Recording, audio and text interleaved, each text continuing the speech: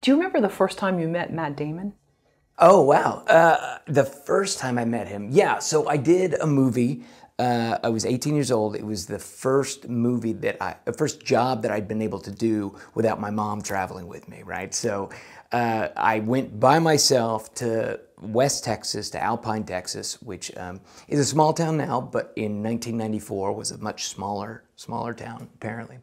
And I was staying in a Motel 6, and I met the guy who was going to play my older brother, who was Matt Damon, who I didn't know from anything, you know, like he wasn't famous to me. He was just a guy, and he was very kind to me, and like he was 26, I think, 25, 26, but you know what it's like when you're 26 and you have to hang out with this 18-year-old, you know.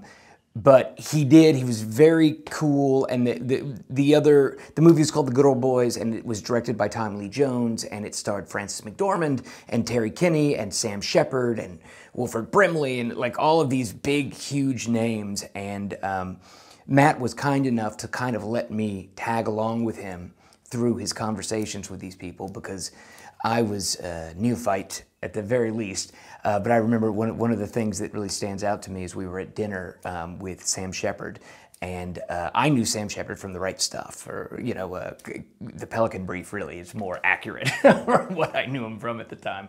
But Matt was like, wow, so I saw your new show on Broadway, and it's just amazing. And I was like, oh, you write plays?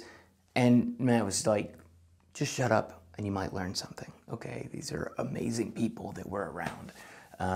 So he was great, and he actually was kind of the inspiration for me starting to write, because he and Ben were working on Good Will Hunting at the time, and they were faxing back and forth notes to each other.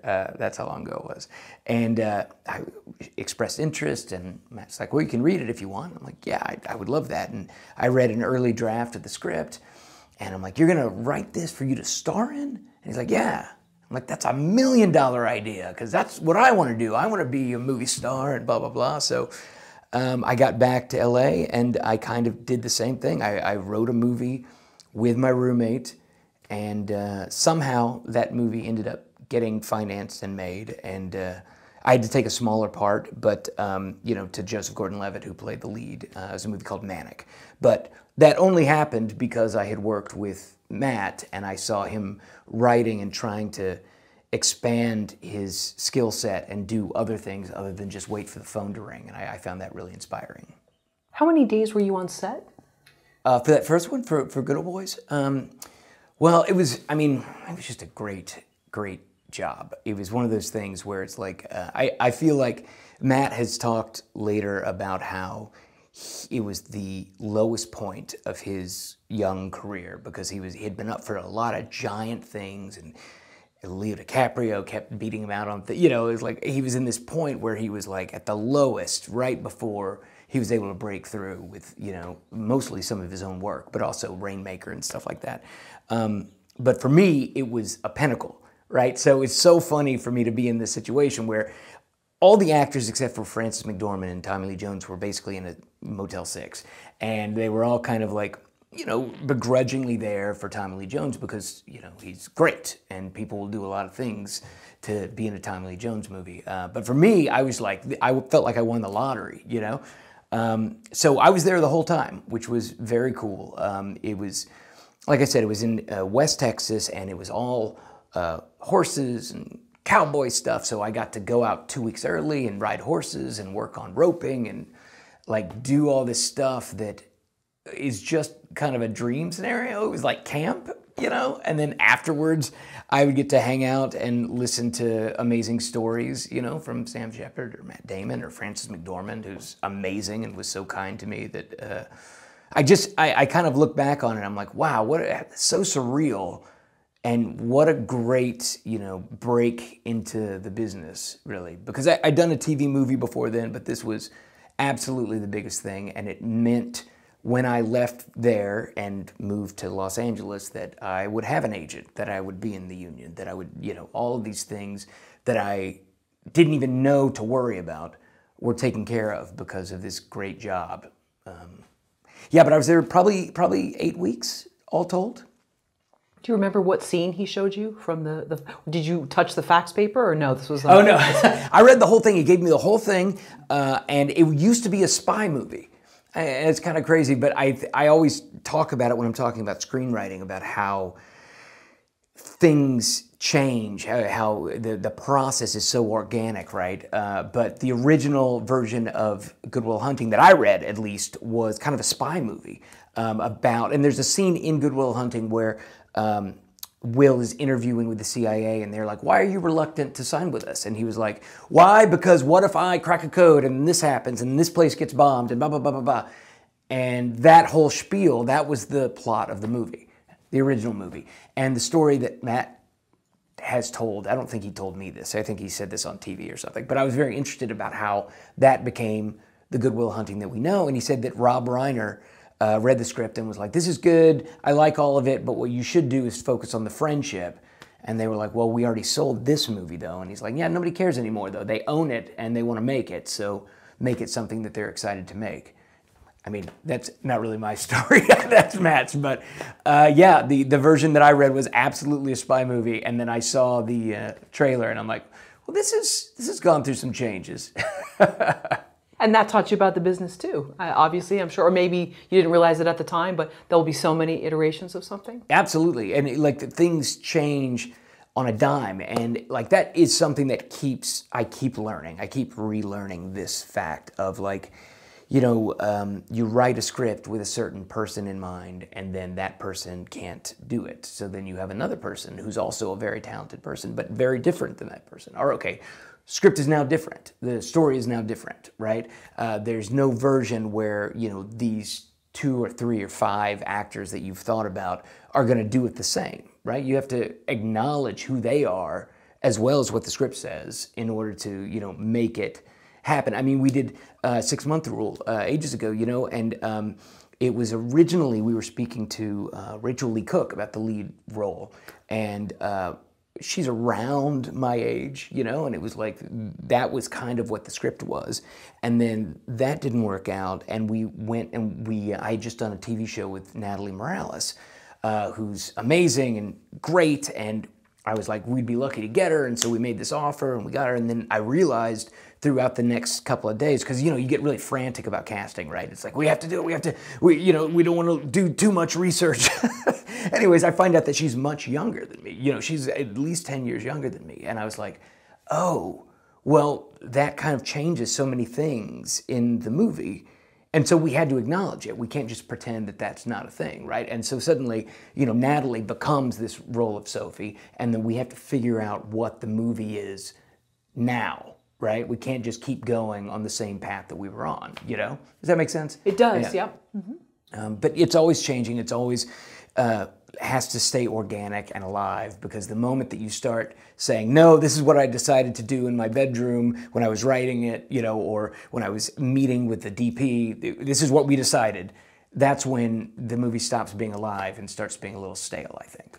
When you looked at the script for Good Will Hunting, which at that time was a spy film, right. What feedback did you provide Matt Damon?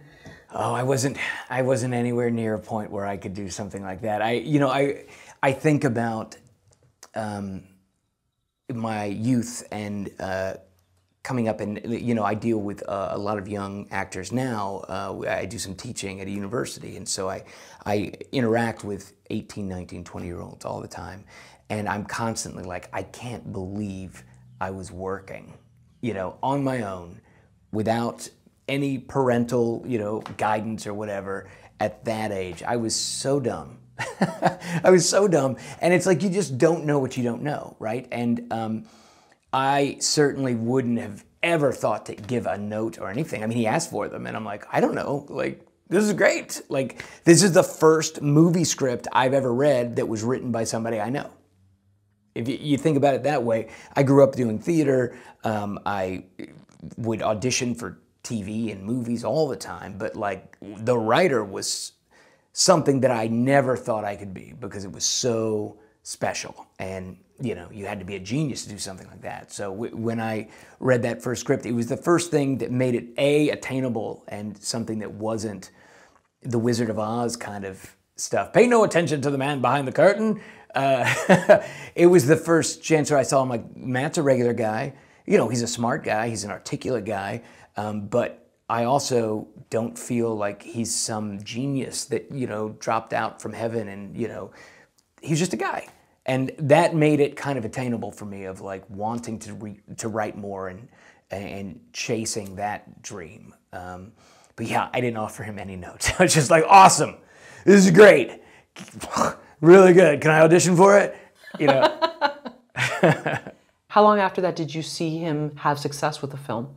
Well, I got a good story about that actually, because I ended up, I was going to acting school right before I did the Western. And I did the Western, and then I was surrounded by, again, Sam Shepard, Matt Damon, you know, Sissy Spacek, Tommy Lee Jones, who went to Harvard, all these people who knew all about all kinds of stuff, like not just acting. They knew like everything. They were having these intellectual discussions at dinner that I was totally lost by, and I was like, all right, I don't want to just study acting. I'm going to study everything. I want to, you know, Matt was going to Harvard, you know, and I'm like, I want to do that. I want to be one of the smart people at the table. So I left New York, which is where the acting school was, and I came to LA, and I signed up for Santa Monica College, and I did a couple of years there, and I ended up transferring to UCLA, and I got a degree in English and political science, and like something completely different than acting, because I wanted to expand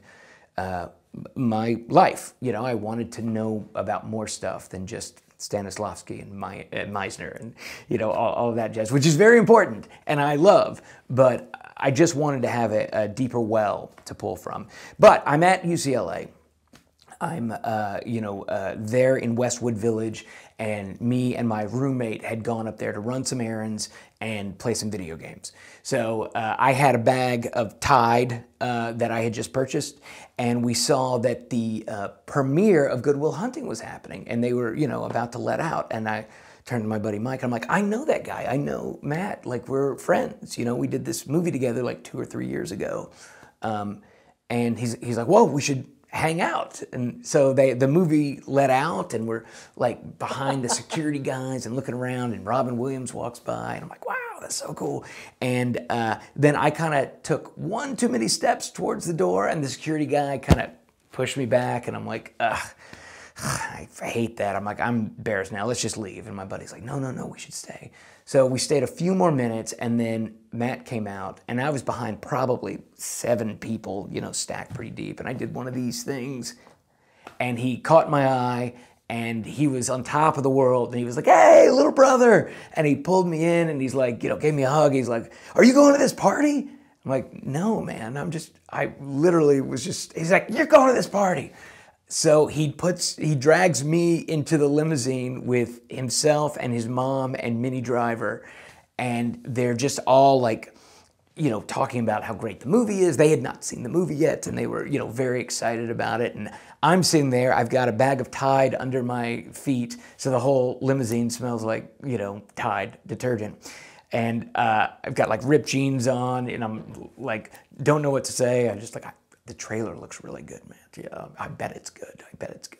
Anyways, we drove around the corner to this very, very fancy wrap party that the studio had thrown for them. And I didn't want to be a hanger-on. I didn't want to like infringe on him any more than I had. So I was just like, I'm not going in. Just thank you for inviting me. Like, that's so cool. Such a great guy. So unnecessary, you know. And I just went back and I played video games that night. And my buddy's like, why didn't you go? I'm like, I feel like the story is that he wanted me to go. You know what I mean? As opposed to me wandering around not knowing anybody at a premiere party and with my bag of Tide. But it was great. It was a great moment for me. But yeah, and since then I've been one, you know, super fan. I love everything that he does. I think he's incredibly talented and smart. And also you saw that writing your own project and trying to get it made. I mean, he'll never know the effect that that short time, you know, in West Texas had on me. But I think that's, you know, when you, in this business, it's always these short amount of times in West Texas or LA or location, wherever, right? And you can really, I've learned that the effect that you can have on other people is dramatic, because a lot of people don't get to make movies. It's pretty rare for most people to be on a movie set, and just because it's our kind of bread and butter and we do it a lot, it doesn't mean that that's how it is for the entire cast and crew. And I always think about the effect that those people had on me. You know, they made me want to be smarter. They made me want to be more educated. They made me want to take my craft more seriously. And this is all just because we would get together for dinner, and they were kind to me, and they would sit and talk, and I would listen, and I would be like, wow, that's who I want to be. You know, I thought I wanted to be, you know, whatever the movie star was in, you know, 1995 or whatever. But instead, I'm like, I want to be the person who goes from Broadway stage to, you know, deep indie drama to cowboy movie to, you know, which is the kind of stuff that Frances McDormand was doing. Like, you know, right after that, Fargo came out. And she'd already done it. And I was like, this is amazing. You have already done an Oscar-winning performance. And then you came and you did this small, low-budget, you know, Western. And then you go and accept your award for Fargo. But they're all kind of heroes to me. Why are artists never happy? I mean, you know, where do you start? Where do you start? You know, there's so many. I've always said that I'd rather get the joke than be just the butt of it, you know? So I'd rather get the joke, you know? And I feel like getting the joke comes with some sense of deprecation, some sense of nihilism, you know? The irony of the world and the way it works is just a part of most artists, because I mean, especially in the Hollywood version of this, I mean, I suppose it applies to everybody, actually. You know, you're constantly dancing for someone that isn't really even interested in knowing there's a show going on. You know, you're trying to do this thing which you need other people to help elevate, you know, the career and to continue to work and all that stuff. How could you not be depressed? How could you not be sad when you're constantly being told you're not handsome enough, you're not tall enough, you're not funny enough, you're not dramatic enough, or in your writing, you can't do this, your scripts are too small, or your scripts are too big, or, you know, you don't write dialogue that well, or you don't structure things that well. The point is, everybody's got an opinion, and unfortunately, as artists, we are in the position of listening or being told all of those opinions. This is why I always tell young people never to read the comments. Because the truth is, everybody in this world gets an opinion on movies. Everybody does. There are movie stars that I just don't like the way they look. Their face bugs me. I don't like them as movie stars. That's me. I get to do that, right? It's not fair. That person has done nothing to me. But I am that for somebody else. And it's just a lot to put on the table of like, this is all stuff that you're inspiring with your work. Some of it's fantastic, some of it's not. I mean, wow, there's a lot to carry around with that. But you also have to think, that's where the ego comes from too, right? The ego is sometimes narcissism is a direct result of the fact that, you know, we just feel insecure and what's the right word? Not worthy of the job, because the job is awesome. Like when the job is popping on all cylinders and you're doing the thing, whether it's writing a movie that is financed and you're getting paid for, amazing, amazing. And you're part of the process of making this film, or you're directing something where, you know, the stars show up and they look to you and they say, what should I do, boss? You know, or you're acting for somebody, you know, all of it is so cool. There's nothing I'd rather do with my life. The downside is we have to deal with the depression that comes with chasing that dragon, and sometimes it fulfills and sometimes it doesn't. You miss out on jobs. You get the job, you do the job's over. Okay, I'm sad again. These are just things that happen, I think, with the kind of person who is willing to get up in front of people and create something new. Because I think it takes a lot of chutzpah It takes a lot of courage to be like, this is my performance, this is my script, this is my movie, and I believe in this, and now I'm going to put it out there for you, and I hope you like it too. But that has to balance out somehow, and it rarely balances out with well-adjusted, happy people. What range of emotions do you typically experience on a project? If there was an evolution of a project, seed of the idea, you start working on it, show it to people, workshop it, gets accepted, you know, if it was like a circle. Right. Yeah. Okay. I mean, I think all of them, you know, it's like in prep, right, before you're on the ground and getting to actually work on something. You know, if we're talking about directing specifically, directing is you get to go through the entire process, right, where the script is, it comes alive, whether or not I write it or whether there's another writer that writes it and I'm overseeing it. Before boots on the ground is the worst for me. That's the time of anxiety and anger because it's all about emails not being responded. It's all about, you know, this is not a priority yet for anybody except for you, right? You're the only person who 6 weeks out cares, right? We don't have cast, we don't have sets, we don't have locations probably, but we have to put all the pieces together to try to make this happen. And it's so frustrating to be trying to do that. And you know, you're just not hearing back from anybody for 3 days. Like that's just at the best case scenario. And then if you start making offers to talent that far out, they're not getting back to you for weeks, right? So you try to be proactive. You try to make the movie sing, right? You try to make it go as easily as possible because the more you prepare, the better off you are. The more you prepare, the better off you are. But you can't do these things by yourself. You need a team of people, and they're not there yet. So that's where I'm the most neurotic and crazy is in those prep days. When we're on boots on the ground, I was just talking about this the other day. I hate scouting. It's very important. You have to do it. You have to do it. It's very important, but I hate it. It's so boring. It's always awkward because you've got like 5 to 10 people who are going with you, and then you're trying, you know, somebody's gonna give you or rent you this place for probably not much money, so you have to kind of kiss ass a little bit and be nice and everything.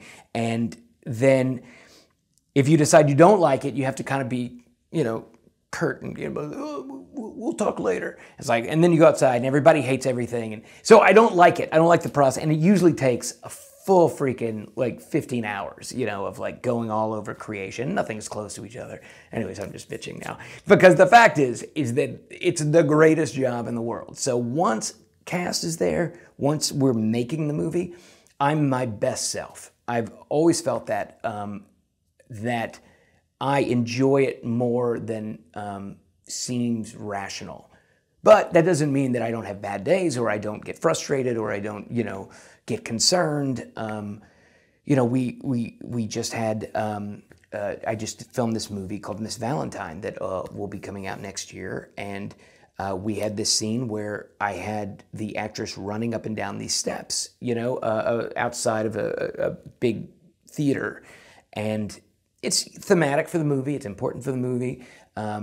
But she twisted her ankle. And I'm like, that level of fear, you know, not just for the project, right? Because, I mean, if she breaks an ankle, like, I'm in trouble, right?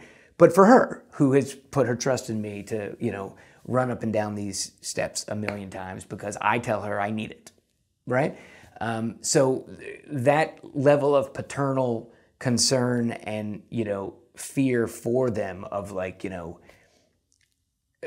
it's just so much. I always think of directing as having this paternal, you know, feeling about everybody of like, you know, it's a family and you need to be the person that keeps it on track. You need to set the tone, but also if there's trouble, you have to be the one that deals with the trouble, like first off.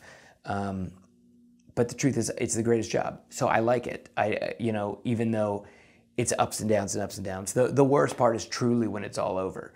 When it's like, okay, now I have to start thinking about the next job and the next job and the next job, and I'm still kind of hung up on this job because, you know, hopefully if it goes well, it's like a family at the end of the day, not just because of your responsibility, but because you have put all these people here to do a job, and hopefully they all excel at it, and then you love them all the more for doing the job that you asked them to do well.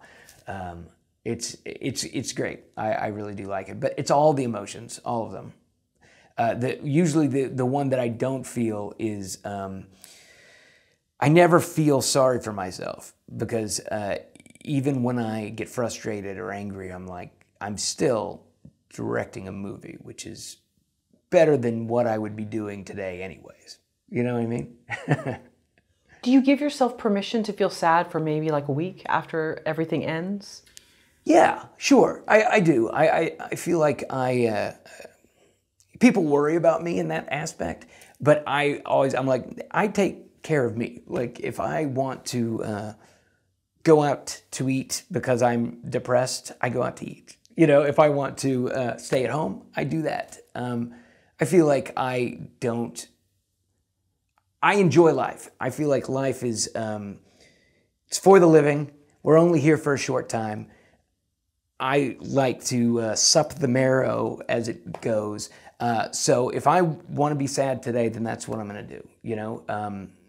And I feel like that's okay. I mean, you know, my fiance and I, we don't have kids or anything like that. There's nobody who's banging on the door being like, I need to be fed. So if I just want to take a day, then that's what I do. And I think it's good and healthy for people to do that, especially after a movie, because movies are 12 hours minimum, usually 15 hours a day. We did 6-day weeks on this last film. I didn't sleep at all. But also I had a great time with the cast and crew after my job was done. We were all staying at the same hotel, and we would, you know, have drinks and stay up and talk, and I had a great time. And then I had to get up the next day with 3 hours sleep and do it again. And I still feel like I was just so lucky just to be there.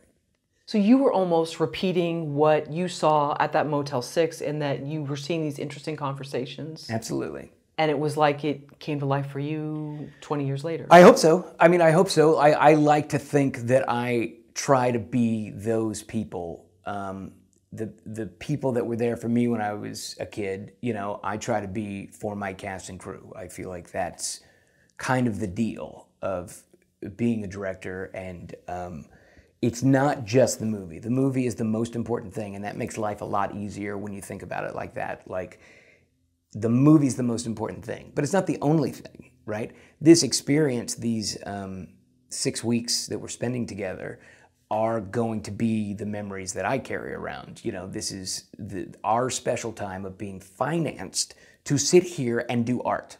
You know, and whether I raised the money or the money was, you know, brought on by my bosses or whatever, we have this window to create a movie. I mean, come on, that is like, there's no reason for that to be a bad experience. I understand that it's not all, you know, balloons and pizza. You know, sometimes there's problems. Sometimes you have to deal with those problems. Sometimes there's conflict that's innate to creating something.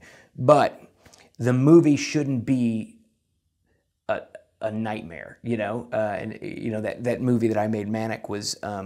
I was proud of that movie the way it came out. I think the director did a fine job, but every day on set was awful. It was an awful day, you know, and we would get out of set and I would just want to drink, but like aggressively, not like fun. Like I was so unhappy, and I just never want to be that person's, be any talent's movie or crew or anything. I don't want them to look back on Cupid for Christmas and be like, oh, what a bear that thing was.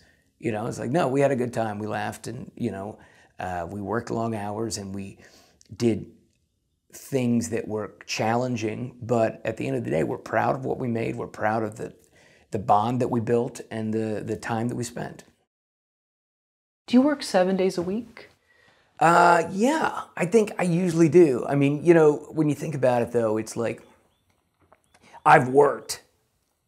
And this is not work, you know. This is like, I love to create. I love to write. Sometimes it's a bear, you know, to sit down and do the thing, you know. But like like today, before I met you guys, I went and, you know, had lunch, and I sat there and had my computer open, and I did some polish on like 5 pages, right? And I love that. I love being able to knock off work, you know, whenever I can. Like, so yes, I do that kind of thing 7 days a week. I feel like I would work more if the business was open on Saturday and Sundays, because I'm constantly looking for emails to be responded to. I looked at a video that we did before from 6 Month Rule, and it's still true. That was, what, 10 years ago, something like that. But the most distressing thing in the world to me is just waiting for the emails to come back. Like, you can't do X until you have these 3 conversations, and then you just sit and you wait, and crazy for me. So I've always disliked weekends because I can't get anything done. I can't get anybody on the phone. And back in the day, it meant that I was working. So I would try to get all my writing done in the daytime because I was going to a restaurant to work at night. Because Friday, Saturday, Sundays, for years I missed out on holidays, weekends. You know, if everybody was going out, then I was working. And if everybody was, you know, working, then I was like Tuesday night looking for somebody to go see a movie with or something like that, you know. But it was very important to me in building my career, because I know a lot of people who wanted a more structured life, right? And so they got like a 9 to 5, but it was loosey-goosey, and it was easy for them to call out and blah, blah, blah, but it never works out. It never works out, because the truth is, no boss wants to be called, you know, at 6 p.m. and being told that you're not going to be in until 4 the next day. And so then you only do it for the jobs that sound really exciting. But then if you don't do the little jobs, you don't get the offers for the big jobs or the auditions for the big jobs. So it's like a snake eating its own tail, where suddenly, you know, you've been working 9 to 5 for 2 years, and you're like, what happened to my, you know, acting career, my auditions? And, you know, the truth is like, well, you have health insurance, which, you know, I didn't for years because I was working in these nighttime bar restaurant worlds. But I honestly believe it's the only reason that I was able to maintain and get to a place where I am now, is because those jobs allowed me to do whatever I wanted to do from 9 to 5. And whether it's write, or just go to the gym, or go to auditions, or have lunches with people that, you know, maybe were good contacts, it was everything. And I did it for a long, long time. And but I am thankful, and I still push young people to try to work the night hours. You have to be disciplined, because it's very easy to get into a sleeping till noon kind of lifestyle. But if you're disciplined and you keep writing and keep, you know, we've told this story about that I sold my house. I bought a house with a buddy, and we sold it to finance our first movie, which is a movie called Outside Sales. And I wanted to direct, and I hadn't really figured out how to raise money or anything like that. So I just sold my house and I financed this movie. And then a couple of months later, I found out about a thing called capital gains tax, which is aggressive. And so I owed all this money because I didn't buy another house. This is one of the weird loopholes, is if I'd bought another house, I would have been fine. But the fact that I didn't, that I went from owning to renting, I got hit with $70,000 in taxes. And so that pushed me into this weird world where I lived in what I called the hovel. And I lived in the hovel for a year, and it was just this tiny, depressing, like I could be in the bed and open the refrigerator. It was not a great place. But during that year, I worked at a bar called the Village Idiot that just closed, but it was there for years, and they were so cool to me and let me work extra shifts because they knew that I was trying to pay back this movie. And I worked there, and for a year, I was pretty miserable. And I wrote 4 scripts, and 3 of those scripts ended up getting made. Like, I always think about that. It was the lowest point in my life. Like, I was broke, I was embarrassed to be broke, and I was writing like crazy. And then the first movie that got me out of that was Weather Girl, which I had written during this time, you know. And then I sold the next one, and I sold the next one. And they've been made. And that's that's crazy to me. But it's an important thing to remember when you're going through the hell, just keep on going, right? You know, walking through the fire, just keep on going, and make sure that you keep creating, because that's the only way out, I feel. And I think we had talked about this in our 2017 interview, just you working at the bar and seeing all these you know, beautiful LA people, but you can get caught up in that lifestyle and then nothing gets done. Yeah. And the living in the hovel is not that glamorous, but we don't know where the people are that were, you know, hey, let me buy another round for everybody. You know what I'm saying? Right. No, totally. And it's like the night life, the bar scene. Like I always resisted bartending because a bartender's hours are much more aggressive than a waiter's hours, but the money's better. So there's always this back and forth of like, yeah, you probably can pay your whole rent with, you know, bartending if you work until 2 a.m. every night, but it also means you're not getting home until 4. Which also means that you're probably sleeping till at least 11, you know? And that's fine as long as you can get up and do the stuff that you need to do to stay relevant. And one of those, for writers, it's creating. You have to write all the time. And, you know, for directors, you have to take a camera and go out and film things. You have to make things, or you're not directing, you know? You're just a guy who wants to direct your Godfather or whatever it is. But you have to make the little things in order for anybody to trust you with the big things. And in defense of gypsy jobs, as I've heard them called, because I've had a number of them myself, you know, a lot of times they don't really care who's there. They just want a warm body and a bistro outfit. And so, you know, and you kind of know, like, I mean, you can be reliable within that system, which I tried to be, but you kind of know, like, they're not really relying on me unless they need me for the shift, but there's 50 other people who want that job. Right. That'll gladly take it. Absolutely, and that's, you know, that also is the nature of this town and this, you know, business, is that everyone's in it in some way. Everyone, it seems like everyone's in the entertainment business in some way, or they want to be. And so there's opportunities, but there's also lots of people who will step into your shoes if you're not there. I have a quote here for you. Great. Passion, not pedigree, will win in the end. And this is from none other than John Bon Jovi. Oh, one of my favorites. And I might have had a few of his posters on my wall myself. That's awesome. Yeah. I love that. You know, I feel like, well, us in the movie industry, we love an underdog story, right?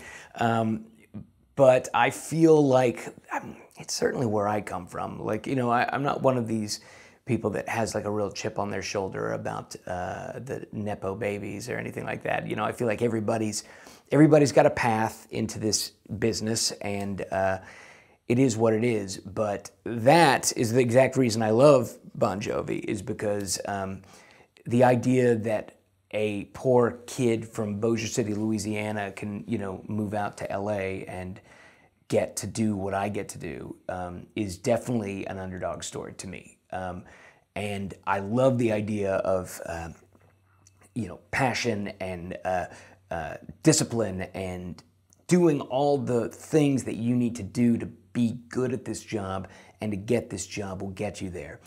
It also takes a very, very healthy amount of luck, because I wish that it was just about how much you work or how much you put into it. It's not really, you know. I think it's, somebody said something about, you know, the more prepared you are, the luckier you get. That's absolutely true, but I've known so many talented people who just couldn't get that break, just couldn't get that one thing that legitimized them in the eyes of somebody else. And then that person gives you a job, and then, you know, then you're legitimized in the eyes of 3 other people or 5 other people, and it just, your circle keeps expanding until you are considered real by enough people that you work, right? When I was 17, I was in Shreveport, Louisiana, Bossier City, Louisiana, and I would drive to Dallas 3 hours to audition for stuff. My mom would drive me. So I was 15, and she drove me to Dallas, and I auditioned for this thing, and the guy liked me and called me back. So I drove back to Louisiana. 2 days later, I drive back to Dallas. We do this callback. I have no idea what this thing is. None. You know, it's like in the callback, I'm matched with somebody who I assumed that she had the part.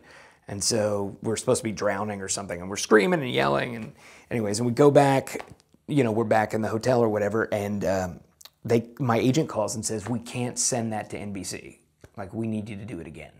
And I'm like, they said, we felt you were matching the energy off of the girl you were playing against, but she wasn't doing a good job, so you didn't do a good job. And I'm like, oh, wait, I'm the lead guy? I'm the guy that you're thinking about, not her? Like, okay, sure. So I did another audition, and I booked this movie where they flew me and my mom to Australia, and I was the only actor who was actually under 18. I was the only actor who was not from Los Angeles. Everyone else in the show was on a major TV show on the network. I have no idea why I booked that job. I have no idea why the director went to any lengths at all to get a 16-year-old kid from Bossier City, Louisiana, in a movie where I played opposite Vinny from Blossom, you know, and this actress from Empty Nest, and, you know, all of these people that were on TV at the time. It's such an enormous risk to take somebody who has never done this before and then put them in scenes with professionals. Like, it's hard. That's a big risk. I don't know why they did that, but they did. And because of that, I got that Western. So the only reason I got the Western is because I had more work experience than the other guys they were looking at. That's it. So then I had 2 movies, and then, like, that's how I was able to, you know, step in front of a lot of talented, great young actors who didn't quite have their SAG card, who didn't quite have, you know, a body of work behind them. And so I don't know why that happened. I'm thankful for it every day. I never forget that that's the whole reason that I'm probably still doing this. Because if I hadn't have gotten that chance in Dallas when I was still in high school, I probably would have taken a different path of, like, well, I'll go to college, you know, maybe I'll study theater in college and da-da-da, and then I'll be 23, 24 by the time I get out, and then I don't have a union card or a resume or anything like that. But I've done Hamlet on the college stage, you know what I mean? Anyways, I just know so many talented people that have not gotten that lotto ticket, you know, who just struggled and struggled just to get into the union when they got out here. And but I do think, I think it's a gift, and I'm thankful for it, and so I work hard, and I don't complain too much about the things that I have to do, because I do feel like that luck is such a big part of it. And I see that in the comments that we get about Nepo babies, and I had to, like, look that up because that wasn't a term that I knew for a long time. But and having grown up around a lot of wealth, even though I grew up poor as well, that route isn't always that easy. There's different pressures on people. There's a whole thing. Yeah, a lot of different things. I mean, it's difficult to really get on the, you know, what? I'm not going to die on that hill, you know what I mean? But I mean, come on, man. You know, it's like everybody's dealt their hand, you know? It's like, whatever. Everybody's dealt a hand. I like a lot of those actors that are getting criticized right now because of being able to step in because of their parents or whatever. There's some really talented people that I go and watch their movies because I like them, you know? So I'm not mad about it. Do what they want. Just don't act like it's not a thing. It's really the only thing I think people want. People just want an acknowledgement of, like, just like I said, how lucky I am to have gotten that job, you know, when nobody knew me, nobody had a reason to give it to me. Just a little humbleness about the situation. Sometimes you get the aces and sometimes you don't. And if you get the aces, you better be thankful for it. Sure, I like what you said. Just try to acknowledge that it does exist. But I also see in the comments that people are upset over not having enough money to make a film or have the money to go to film school. Right. But I think you can still do something. Yeah. It's going to be a tougher road, and you can still get your SAG card working extra work. Yeah. And they feed you, and you get paid a small amount. So things can happen, even if you can go to community college for a couple years and then try to transfer. I mean, it's not. I think absolutely. And I will say this. I think the biggest cop-out is saying, I don't have enough money to make a movie, and I don't have enough money to go to film school, because every town, in every city, in every state in this country, there is some nerd who's got a little camera who wants to make his movie and is looking for people to do it for free. Like, just come and help me make this movie, And you can be that nerd, you know, if you can afford to buy a camera. But guess what? If you have a phone, you've got a camera, right? The idea that you can't make a movie unless it's your opus is ridiculous. And I do feel like a lot of people have that idea of like, I'm not going to compromise my vision. It's 2001. It's going to cost $8 billion. You know, I'm like, great, fantastic. But so save it. But you can still be working. You can still be honing your craft. You can work, you know, as a grip, as a gaffer, as a sound person on shorts and in features. I've done features where I'm so desperate to find a body, you know, that I'm letting people who have never done this be the first assistant camera person. They can stand right next to the guy who does this for a living and learn, right? And usually get paid something. Like there's so many different ways in order to work. And even in the acting field, which is incredibly competitive, but like, you know, I know so many young people who get out here and they go on backstage, they look for the short films and every third one is a nightmare. And then the other two are great. You know, it's like going out, putting yourself out there. Any other city in the country has theater that you can do all over the place. I think theater is freaking fantastic. And I mean, LA is a very strange town for theater. There are great theaters here. They're just few and far between because there's a struggle between the equity and the non-equity, blah, blah, blah. I've done great theater in LA. It's not I've done great. I've done fine, but I've worked with great theaters in the LA area, and it's like, you know what? You go and do that, and then you meet the other actors, and then you have a tribe, then you have a group, and maybe they have agents, but maybe they have other projects. It's like the idea that, oh, I can't, but you know, Ron Howard's daughter can. It's totally unfair. It's like, well, there's a lot of disconnect between that and that. You know what I mean? I don't know, I have a lot to say about it, I guess. Yeah, no, I see that come up a lot for people. And having grown up, you know, with a single mom and not have money for college, yeah. I was in a similar boat. So I can understand them being frustrated, but at the same time, we're in a different era where, yes, you can make something very easily, you can edit yourself. That wasn't available when I was looking through the Sears catalog and I saw that movie camera that I wanted to get. Right. Right. I mean, that's another thing about the luck aspect of it being such an important thing is that the timing of my career, you know, it couldn't have happened any time before. You know, like if I had graduated in 85 instead of 95, then I wouldn't have had the opportunities to make short films and stuff that of a quality, you know, like the first the first 3 films that I made weren't even in HD. They were, you know, DV cam, but that was the highest tech that you could get at the time for a price, and the platforms, the networks and whatnot were okay with it, right? It was a very tiny window between film and HD, and like right in here are these little DV cameras, and that was what I could afford to do. That's how I figured out how to raise money for that and make that. But here or here, and like that doesn't fall for me the way that it did. So yeah, it's a thing. Luck and timing are so much a part of it. All you can do is just be prepared, you know, to take the ball when you get the opportunity to catch it. When you first started out, how much did you want to be an A-list actor? Oh, yeah. I think as much as I understood it, I wanted it. You know, I wanted to do everything, and my idea of that has expanded with experience, you know, and age. But at the time, I meant that I wanted to do action movies, and I wanted to do drama movies, and I wanted to do comedy movies. I wanted to be able to be Michael J. Fox, but also Tom Cruise. I wanted all these things, you know.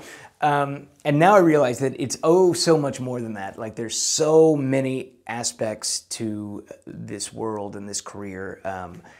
But yeah, I wanted to be all of it. And that was the dream, right? That's the only thing that I could really understand is being the movie star who gets to, you know, be Iron Man, you know, and then take a break and then make another movie. But I feel like what I like more what I feel about it now. right? I love the idea of getting to do all different genres, all different experiences. I love I'm going and doing a play, an equity show in a couple of months, you know, and I haven't gotten to do a play since before COVID. So that's really exciting, where I'm directing a movie right now, and then I finish the edit and I'll go straight into acting in this play with professional actors on location, and then I'll come back here and then worry about the next job. But like doing it all and being able to hopefully drop into those roles, whether it's the lead role in a play or it's a supporting role, you know, on a TV show or something like that. I love all of that, and the idea of continually working in one aspect or another is very exciting to me. And I feel like there's so much that you can do, and if you're like, so far this year, it's just this great feeling for me of like, I'm busy doing exclusively stuff I'm excited about, right? Like, you know, I wrote a movie earlier this year, and that movie came out in April, a movie called Pretty Stoned on MTV, and that was like a stoner comedy, right? And I was working on that all through the holidays and whatnot. Finished that thing happened. Then I dropped into directing MISS VALENTINE, which was amazing, and now I'm in post on that, and then I'll drop out of that and I'll go do Misery, you know, at this theater called Stage Center in Louisiana, and then hopefully the second half of the year is as exciting as the first half of the year. But that's it. I mean, to me, that's A-list. Like, what do you want to do? You know, what are your options? You know, I can direct this or I can write this. All right, I'm going to try to do both because that's usually the guy that I am. And then somebody will be mad because they have to wait. But it's all going to be okay. But yeah, that's the new dream. It's like I wouldn't trade what my 15-year-old self thought was the dream right now for anything. Like, I don't want it. You know, it doesn't sound attractive to me, you know? I mean, good for Brad Pitt, good for Tom Cruise, good for all those things. By the way, people aren't exactly banging down the door for me to be the next Brad Pitt. I don't understand why, but they're not. But that was a joke, I'm just kidding. But you know, it's like, that's great, but it's not my dream anymore. You know, my dream is just to be able to do anything that I really get excited about, and to have a very Renaissance kind of artistic experience. Sure, I think when you're younger, I used to look at Brooke Shields and just want to be her. So Awesome. you know, when you're younger, you think you want all that, and maybe you do, but that's also not an easy path. There's also other things that happen. Sure. And now with influencers, people can also want that. And I guess my take from all that is, it sounds like you're living the artist lifestyle. So you're always keeping busy. It's a lifestyle. It's not this like destination. Yeah. Yeah. And I think that that's super important when you're starting out and when you're looking at it, is that if you want fame and fortune, you know, this is a very difficult and upsetting path for you, because the things that have given me the most legitimacy, you know, I wouldn't even say fame, but the most, the stronghold of like, this is the movie that you may have seen. That's my movie. I made that movie, and that leads you to something else, right? But there was no fortune, right? The fortune doesn't really come with the things you think it's going to come with. It comes with the things that are just like, well, that'll be fun. And then, you know, I did the voice of Peter Pan for Disney and made more money on that than I have in any of my films together, right? From doing, you know, a voiceover, which I love and which is super cool and one of my favorite things to do. I still get to do it, and I'll do it as long as they allow me to, because Peter Pan, I mean, it's a great part. But it's not, you know, my heart. It's not the work that I, you know, blood, sweat, and tear, you know, create. It's just this fun thing that I do, and that pays more money than usually most of these other things. But that you have to embrace that, or you're going to be very unhappy, because the disappointment in the financial side and the fame side and the, you know, why aren't I on People magazine or whatever, it's like you can't make those dominoes fall. You know, you can only do the best job that you can do and then let the work exist for itself. And if you're okay with that, if you're living this artist kind of ideal of like, my point is I just want as many people to see 6 Month Rule as humanly possible, right? And a bunch of people have seen it, you know? It was on Showtime for a long time. It's like, it didn't make me a household name. But that wasn't the goal. The goal was for 6 Month Rule to be a movie that I was proud of, and it is. But I think if you compartmentalize it, it's doable to live like that. If you go big and you're comparing yourself to every actor or director or writer who's doing better than you, and you're like, well, why are they making this money? Or why are they writing on Succession? You know, why aren't I doing this? Then it's just too much. You know, I think it can break people, you know. Can we talk about the challenges of working as an actor, but not maybe A-list? Mm-hmm. Sure. Well, I mean, it's great. I really like it. I really like acting. I like acting in stuff that I direct, which some people think is very weird, but like I enjoy it. It's always a thing, right? So like, I don't know, I guess what's weird now is that, well, let me go back. It does seem in this business that people really want to see you as one thing, right? People are very reluctant to embrace, you know, a multi-hyphenate kind of person, even though, as you've said earlier, that is what's making so many people amazingly successful, right? But if you're a writer, then they want you just to write. Maybe don't direct, just write this one and we'll get a real director. Or if they know you as a director, they'll be like, well, maybe don't mess around with the script too much, you know, and you know, if they know you as an actor, then they certainly don't want you directing or writing anything unless you've given up on acting completely. Like that's something that people are comfortable with. It's like, I used to act and now I do this. It's like, well, I do it all. And usually I bump into people who have a problem with one or all of it. I don't know why. It's a thing. But yeah, I've acted longer than I've done either of the other two things successfully, you know, like built a career, been able to, you know, afford a life and blah, blah, blah.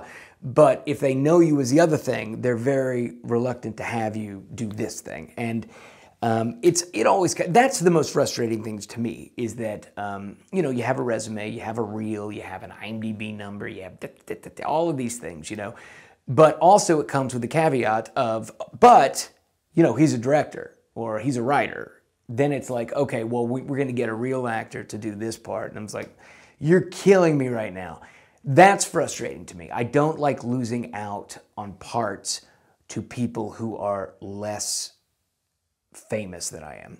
And I really just narrow it down to fame. It's like, less experience, that's fine. You know, if they're better, great. But so much of casting in this business, I've had to deal with a lot of the people look at what their IMDb numbers are, how many followers they have, yada, yada, yada, and then they make decisions based on that. Like exclusively, I've seen. And I don't like that. I think it should all come together. But my biggest thing has always been when I'm directing something, I'm like, I'm going to play this part unless we get somebody who brings more to the table, right? And that normally means fame, legitimacy, followers, you know, star meter or something like that. So I don't like that it's a steeper hill now than it should be, right? Like sometimes I feel like it's a steeper hill for me than it is for the producer's best friend who's a struggling actor, because that's an easy get. But if I do it, then I become a liability on the project or something. I don't like that, but it is a thing that comes up a lot. And, you know, I feel like, you know, agents and casting directors, everybody's got their things. I have casting directors that love me, that call me in, and I'm very thankful that they remember my name and my number and whatnot. And I have other people that won't call me in because I've cast their actors and stuff before, and they think of me as a director, and that's it.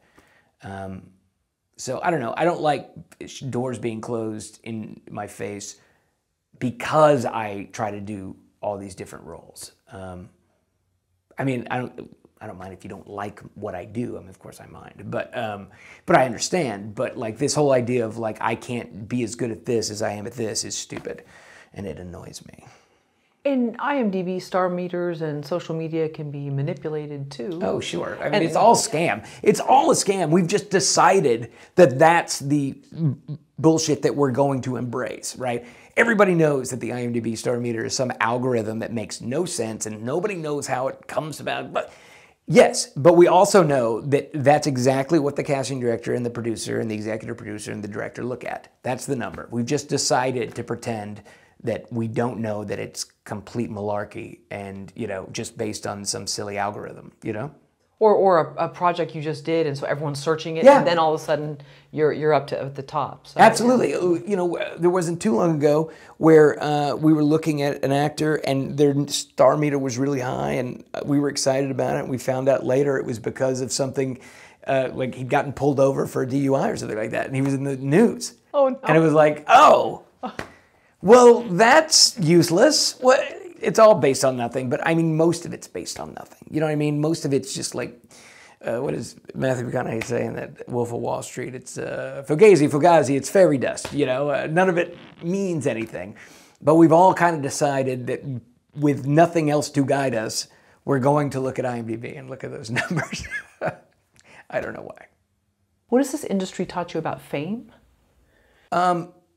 It changes fast. Like fame changes people really quickly, and not necessarily for the bad, but it definitely changes people's lives. Like I've just known too many actors, you know, who have gone from struggling to regulars on TV shows, you know, movie stars, whatever, and it's a lot of pressure. I think it's difficult for them. It's also difficult for those that care about them. You know, fame, the stereotype, which I think is that for a reason, is that, you know, once somebody has enough income to have a lawyer and a manager and an agent and, you know, all of that, a publicist, all of the legitimizing factors there, that then those people start trying to control you and making sure that you don't blow this gravy train that you're on and that they're on. So people get very timid very quickly. But also, so for instance, if like I had written a part for you and then all of a sudden you became incredibly famous and I suddenly had the ability to put the movie together, your people would be very reticent about doing that movie. But that's fair because also people come out of the, you know, woodwork looking to benefit from you in some way. And if you're listening to your reps, what they're probably saying is, you can do so many things to screw this up. Literally 9 out of the 10 things you can do will ruin this ride that you're on. So we have to really think and decide what that 10th thing is, and that's the thing that we have to do. I don't know if that's necessarily true. Just being from the independent film world, I see, you know, movies, people are in good movies, people are in bad movies, people are in fantastic movies, people are in terrible movies, and most of those you never even hear about. You know, like you'll be in a fantastic movie that wins South by Southwest and it never gets a release, you know? I've seen that happen. And I've seen, you know, people who are famous, newly famous or whatever, do something for their buddy in a movie that, again, disappears, right? And, or win Sundance, right? This is just the nature of it. I think you got to stick with your gut and try not to let those things affect you, but I don't know that you can. It's too much. It's too much the fame that like a TV show gets you. And I feel like oddly, TV show is a better example than movies because you can, you know, be doing movies for years and you're technically a movie star, but like, you know, my aunt doesn't know who you are, you know, or my kid cousin, right? When my aunt and my kid cousin know who you are, your life is crazy. Like that's a crazy life, you know?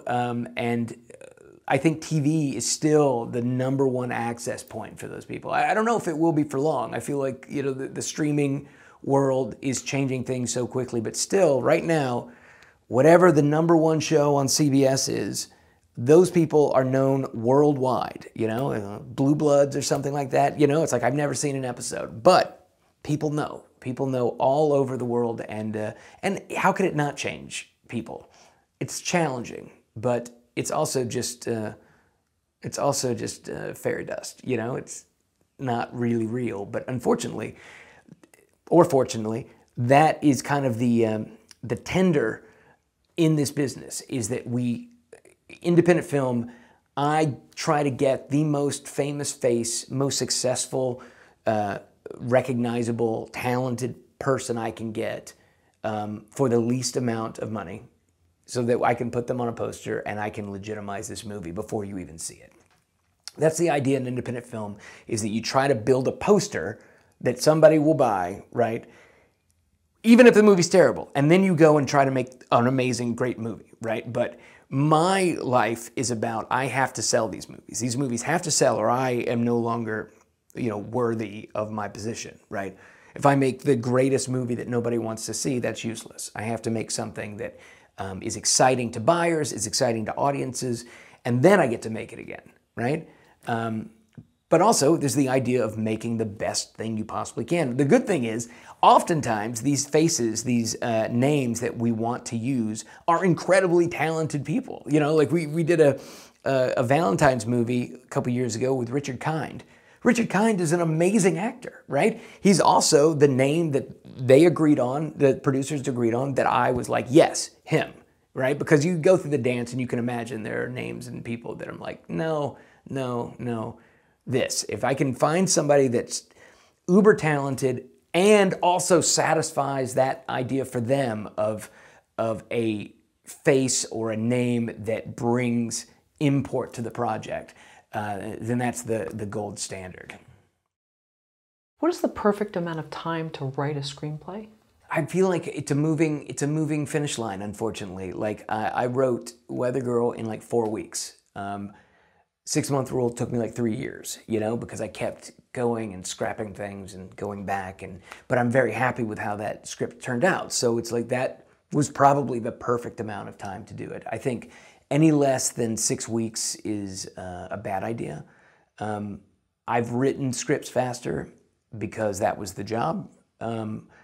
But the script isn't better than it would have been if we had given it 6 weeks, if that makes any sense.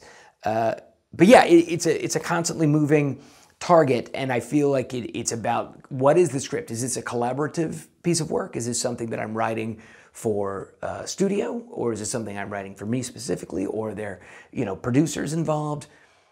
Whose idea and what are we trying to accomplish, right? Because very rarely is it just, let's write the best movie we possibly can. That really is just stuff that I do on my free time when I'm not getting paid for anything.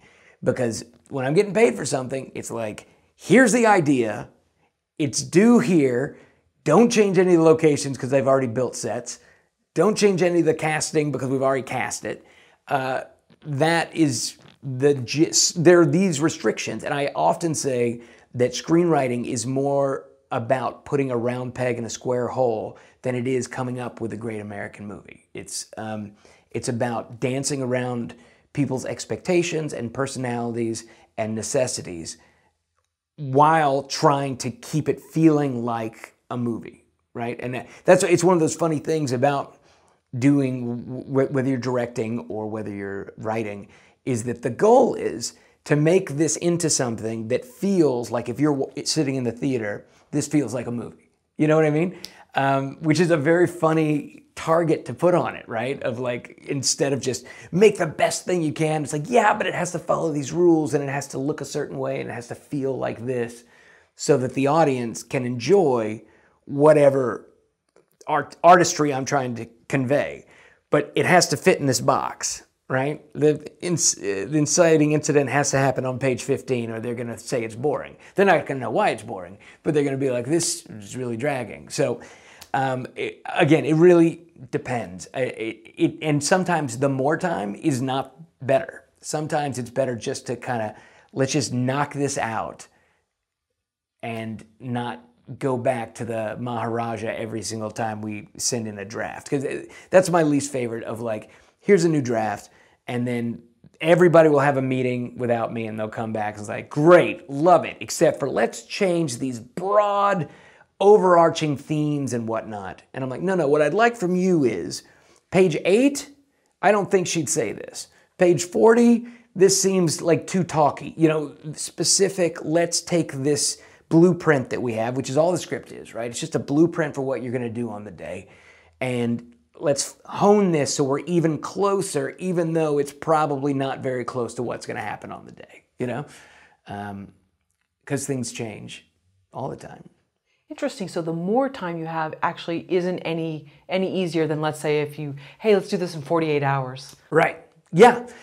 Just different challenges, But like if you have no end date in mind, basically what you're struggling with is that nobody has plans to make this movie right now, right? So there's no money being spent. The only money being spent is probably on you as the writer. And so there's also the thing that happens on every script that you're hired to write. I don't care. Every script will have this moment of, this is not how I saw it in my brain. And you have to get over that. Either it's that you rewriting it completely because now that they see it on the page, they know how to convey to you what's in their brain, right? Or you convince them that what's on the page is even better than what you had in your brain. Because if somebody has an idea and it's their idea, right, they're going to have very specific things about that. But if they don't have the ability to explain that to a writer, then it's worthless, right? Then I'm just going to do what's in my brain because I'm the one putting it on paper. And if you could do it, then you probably would have put it on paper, but you didn't. So now it's my job. How do you begin a screenplay? You know, it's one foot in front of the other, right? I don't really like outlining. That's not, I have my druthers, I don't, sorry, I'm hitting my mic. If I have my druthers, I don't outline, I just tear into it and I start from the beginning. And there are times where I will skip a section if I feel like it's gonna slow me down or I don't know how to address it yet. And I'll go to the next section with the idea of I'm gonna come back around. But I usually start with a big beginning. You know, I feel like every screenplay, no matter what type of movie it is, needs to have an opening that grabs you. And so that's usually what I start with. What's the essence of this film?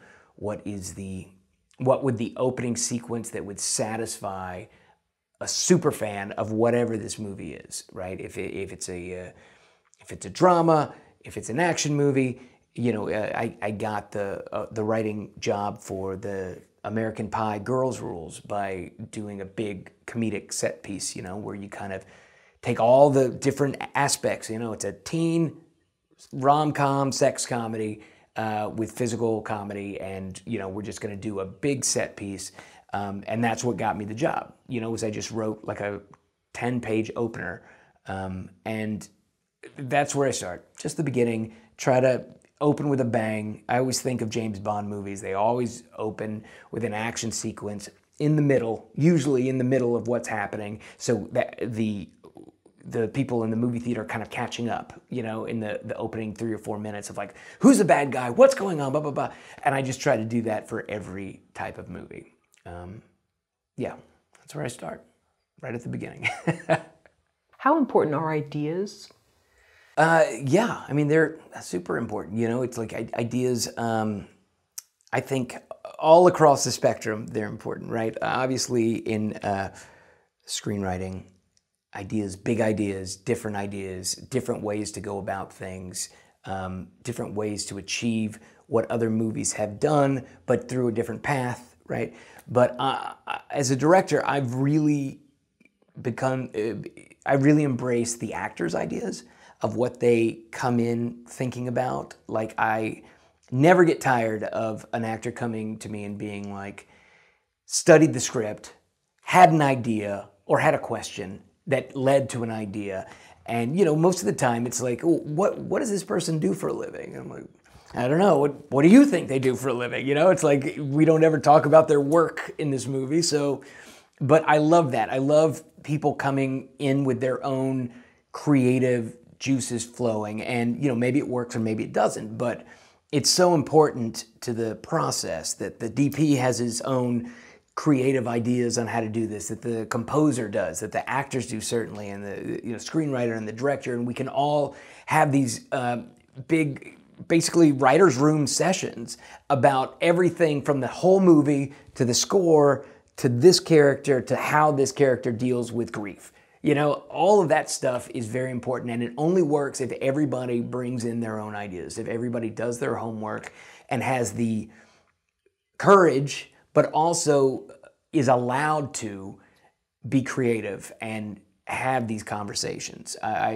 Some directors Some sets aren't that kind of set where you can come in and say, I was just thinking maybe, I don't know, has an English accent. I don't know, that's a bad example, but you know what I mean. It's like, there's some sets where they're like, absolutely not, get out of here with this idea. And there are other sets where it'd be like, well, why would that be? And how do we get there? And some of the best aspects of the movies that I've made have been someone else's idea of like, what would be cool? This would be cool, or this would be funny, or this, you know, invariably the rule of my career is the funniest line in the movie is not mine. It's somebody else came up with it. And that has never proven untrue. Like, it's always in the trailer, and it's always either an improv or a suggestion from a producer or, you know, from somebody else. But it's never something that I wrote. Sounds like then, again, going back to flexibility, because you might get notes from a studio, no, we don't like this, change this. Right. But then also on your own projects, picking and choosing if people have input. Yeah, absolutely, absolutely. And I love to encourage my entire team to be able to come up to me and talk to me. And it can get trying, because obviously you're trying to do a lot of things, right? And you don't want people constantly being like, hey, Blayne, quick question, just got a quick question. But I've learned that if I discourage that, then I miss things, right? And the rule is like every fifth question or comment or concern from somebody is something very real that I should have already noticed, right? I'm thinking about something on the last film where there was a continuity issue that nobody had noticed, and we had a very shy young crew member who was really just a PA, and she came up and she's like, I'm sorry, Blayne, but I think that she had on that different jacket, didn't she? You know, I'm like, how did that happen? Thank you, you know, but there's always something like that, and that you can't watch all sides all at once, and especially the independent film. I mean, hopefully everybody that's watching this is on a well-financed film that has department heads, and, you know, all the people below those department heads are incredibly professional. But probably, you know, everybody's on an independent film set where you have some real talent, some real experience, surrounded by some real inexperience of people who just want to learn how to do this. And you got to listen to people. But those ideas, they're everywhere, and you just have to be willing to hear them, I think. What's your process for generating ideas? It's a good question. I wish it was more, I don't know, creatively romantic, but really, I'll take a shower, you know, I'll go for a run. It's really me trying to drag something out of me, you know, as opposed to being inspired. Because normally I'm working on something, and like the something already exists, and I need ideas on how to fix something, overcome a problem, just keep it moving. So it's constantly me trying to like drag it out instead of, I always, you know, make the comparison of like, I'm not the kind of writer who lights candles and does a bubble bath and, you know, listens to Enya or something like that to get into the creative zone. I'm the guy who's like, I got a coffee, I have to write 3 pages this morning, let's go. So, you know, I'm not saying that that's the way for everybody, but for me, it is. If I'm really stuck, I'll go to a bar, and I'll have my computer out on the bar. I think it's because I've worked in restaurants and bars for so long that I just feel kind of comfortable there. But I'm also distracted just enough. Like you can watch, you know, I sit very close to the server station, so I see the interaction of the people that work there. And for some reason, it's relaxing to me, and I work. I can get a lot of work done doing that. And it became a crutch for a second where I'm like, I need to go and do this in order to get the script finished. But then I was away from it for a long time, and I'm like, okay, I don't need that. I can do all kinds of things, but that is the thing that if I'm really blocked, I go to a bar, and I sit there, and I sit next to the waiters. I don't know. It's a weird knock on wood kind of thing, I guess. Certain libraries are good too. Yeah, now, when I lived in New York, I would always go to the big Ghostbusters library, you know, the New York Public, you know, and it was great. I understand you love the book, The Fountainhead I by do. Ayn Rand. It's about success. It's about branching off on your own, staying with the group, something to that effect. What is it about the book, and which character do you most relate to? It's a good question, right? So again, I'm an English lit major, so I like to read. I love reading books, and The Fountainhead is a very complicated book because of the personality of the person who wrote it, right? I feel like her later works, or maybe even earlier works, but embrace more of a social ideology that I do not agree with. But The Fountainhead isn't about that. To me, The Fountainhead is about an artist being true to themselves, right?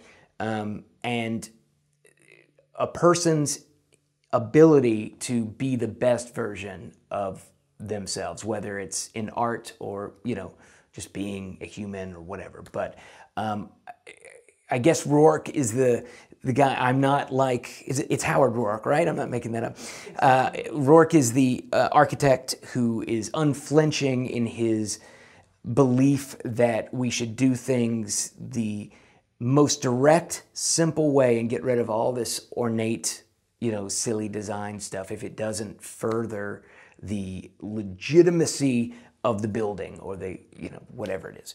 And I believe in that. And I believe in the idea of like standing up for what you believe artistically and fighting those fights and believing that you have the power to do that, right? Because what we were talking about earlier, there was a time where all I wanted to do, my biggest dream, was being told to stand on this mark and say this line, and when I tell you to move, then you move. And then I would wait by my phone for people to call me and offer me those jobs, and that was the idea, right? And now I'm in a place where I love to create and build my own,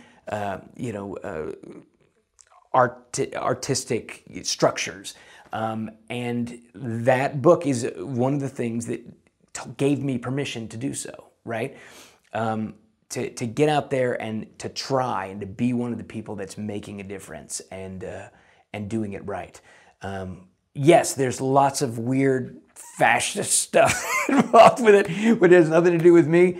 That's what I like about The Fountainhead. I think it's something that every young artist should read, you know, in their early 20s, if not before, because it gives you permission to go out there and fight the fights and, you know, to choose which hill to die on, you know, figuratively.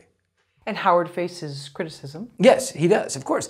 Everybody does, though. Everybody does. The only people that don't face criticism are those that create nothing, right? There is not one genius filmmaker, writer, actor who doesn't have a bad review, that doesn't have somebody saying, that guy's a hack.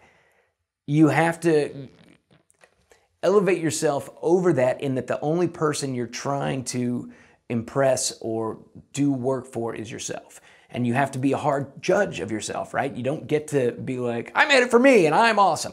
You have to, you know, and most artists are their own worst judge, I feel. But like, if you can have a movie or a piece of art that's finished, that goes out into the world, and these people over here love it, and this guy from Variety says it's garbage, and then not let that destroy you, then you're doing okay.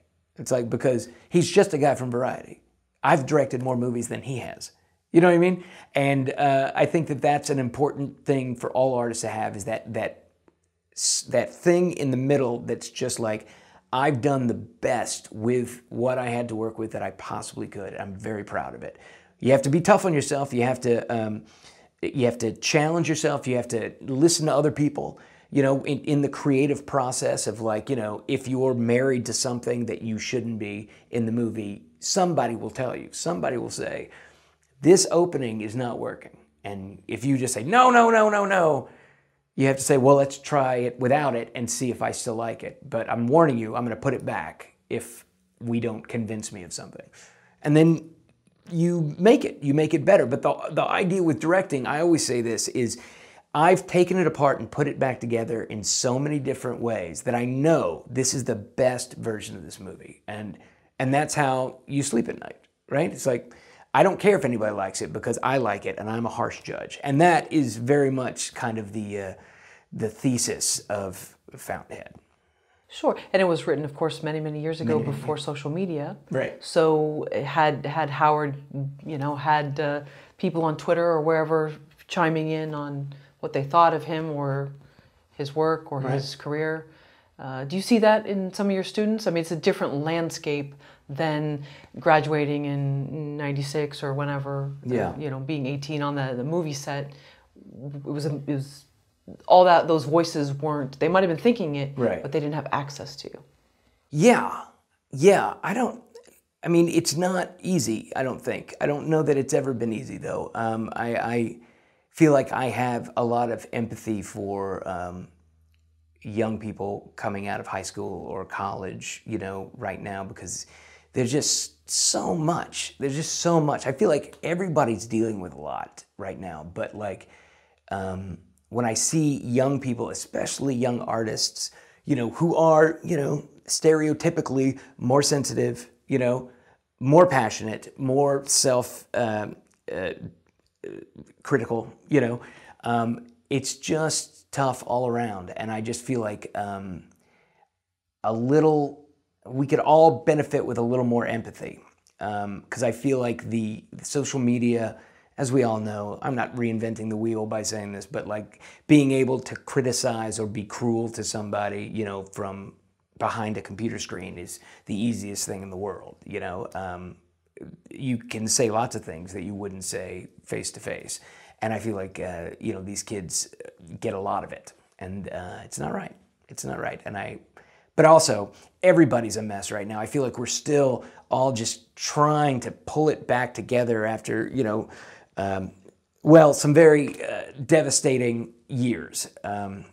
So I feel like everybody being a little nicer to everybody wouldn't cause too many problems. Blayne, what AI tools have you started using? Oh, zero. I've never touched one. I honestly, I keep getting ads on my social media and I keep like Xing. I wouldn't even know what I would use them for. That's how ignorant I am of it. And, I try to maintain that ignorance as much as I can. I know that there are some writing tools and things that are being used, and I know that it's scary, and I don't like it. I don't know. What tools do you use, out of curiosity? Oh, well, ChatGPT, I have tried, and then a few illustration programs, which I'm just skimming the surface. I claim no proficiency. And do you challenge, like, ChatGPT, do you put in an idea and just see what comes out, or what it creates? And Sure, yeah, absolutely. I have tried from asking it questions on a price for something and basing it on the fact that it's not since I think 2020 or 2021 since it's been updated. Yeah. But you can ask any type of question and you get a very interesting answer back. And there's always disclaimers usually if it's a certain, this is an AI and no generalities are made or different things.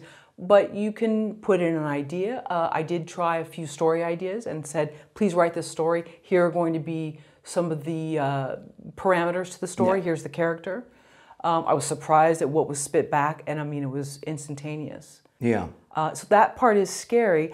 I will say that the story that was spit back missed the human element. It didn't have little quirks and idiosyncrasies for the character. It was perfectly written, but it wasn't... let's say, didn't have a quote-unquote voice of an author. Right.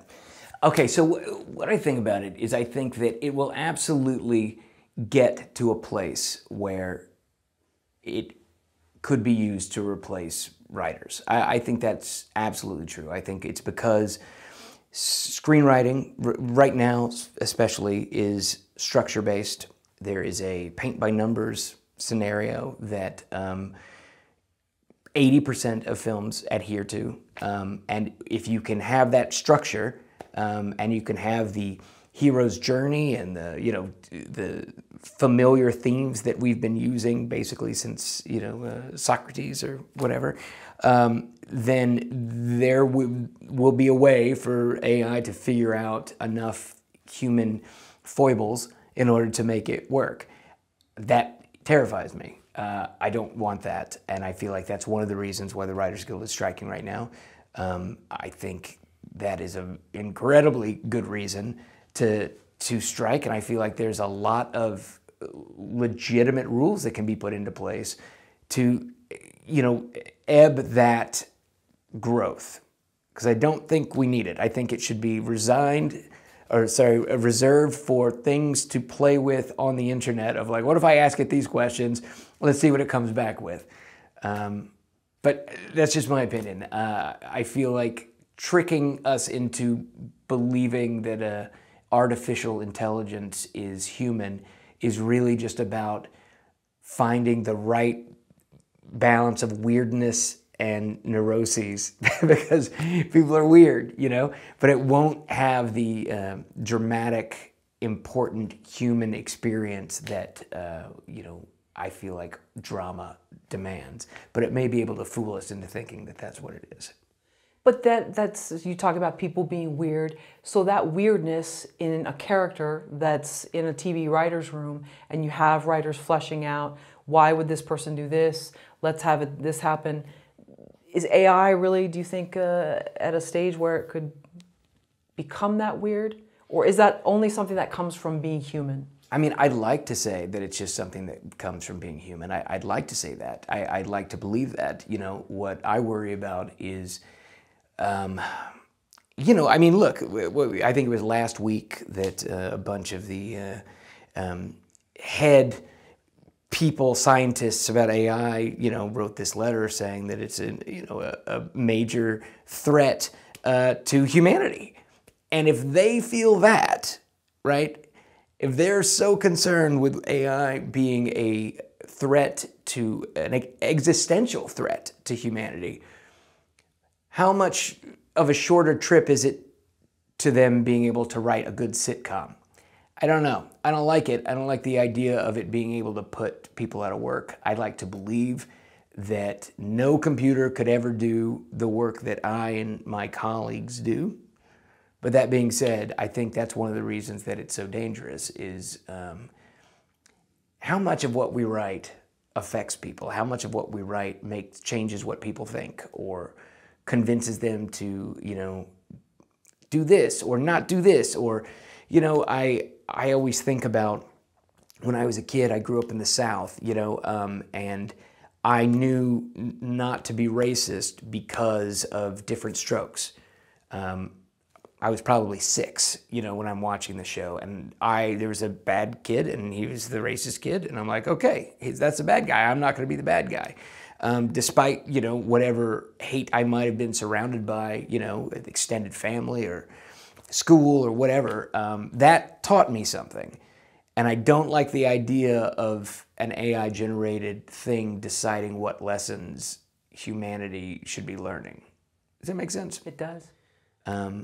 Yeah, I don't like that. So I hope we can put a pin in it and just like take the creating of drama out of Hal's hands, so we can just do it ourselves, you know? Have you thought about venturing into it to see the capabilities and maybe realizing that some of the fear is unfounded, or maybe you would see that actually it's more terrifying than you realize? You know what? I'm just not that into it. I'm not that interested in it, to be honest with you. Like, I'm concerned about it.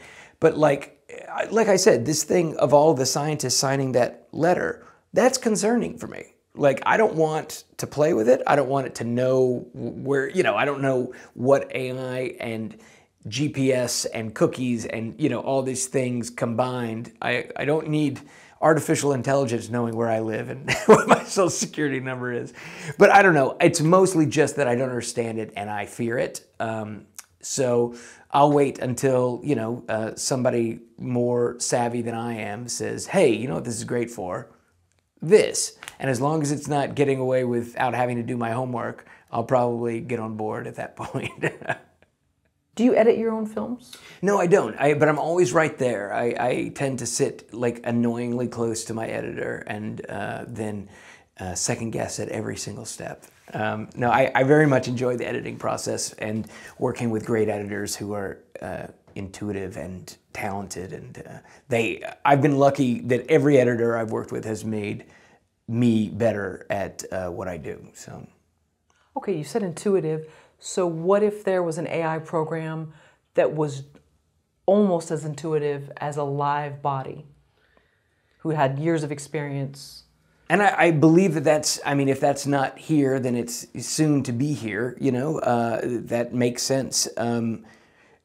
Again, I mean, look, you want to break it down to the very basics of who I am, right? You know, I'm a union guy, I'm a worker, we're striking right now for the Writers Guild.